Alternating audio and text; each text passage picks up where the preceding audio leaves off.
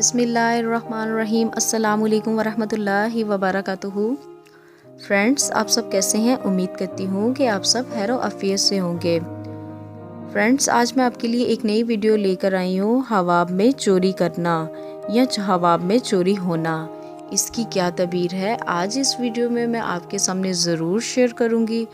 और friends, video को शुरू करने से पहले जिन लोगों ने मेरे चैनल को अभी तक सब्सक्राइब नहीं किया, मेरी इनसे रिक्वेस्ट है कि वो मेरे चैनल को ज़रूर सब्सक्राइब कर लें। और अगर आपको मेरी ये वीडियो अच्छी लगी हो तो मेरी वीडियो को लाइक करना ना भूलिएगा। और फ्रेंड्स, हम बढ़ते हैं आज की अपनी वीडियो की जानिब। हवाब में चोरी होना या चोरी करना। हज़रत इब्न सरीन रहमतुल्लाह अलैहि ने फरमाया है कि अगर देखें कि किसी का माल चुराया है और कुछ खर्च किया है, दलील है कि इसको लोग मार डालेंगे। अगर देखें कि चुराने की नीयत थी और चुराया नहीं है, तो दलील है बुरी बात पहचानेगा। बाज़ अहले तबीर ने बयान किया है कि बीमार होगा और शिफा पाएगा। अगर देखें कि इसके घर से कुछ चुराया गया है, तो दलील है कि इसको कोई आफत और रंज पहुँचेगा।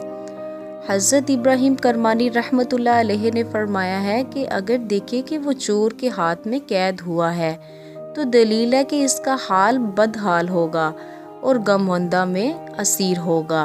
अगर देखे कि चोरों ने इस पर डाका डाला है, तो दलील है कि वो शख्स गमवंदा देखेगा। हज़रत जाबर बगरबी रहमतुल्लाह अलैहि ने फरमाया है कि अगर देखें कि चोरों का सामान ले गए हैं, दलील है कि इसका ऐश तबाह होगा। हज़रत जाफ़र सादिक रहमतुल्लाह अलैहि ने फरमाया है कि चोरी हवाब में बीमारी है।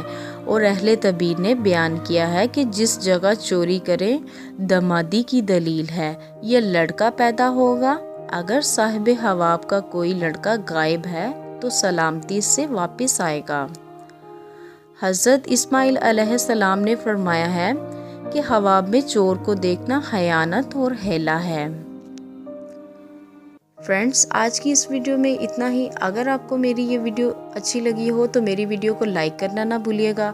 और अगर आपने चैनल मेरा अभी तक सब्सक्राइब नहीं किया, तो मेरी आपसे रिक्वेस्ट है आप मेरे चैनल को ज़रूर सब्सक्राइब कर लें। और फ्रेंड्स, अपना बहुत ज़्यादा ख्याल रखिएगा, मुझे भी दुआओं में याद रखिएगा। इतनी देर के लिए मिलते हैं नेक्स्ट वीडियो में। अल्लाह हाफिज़।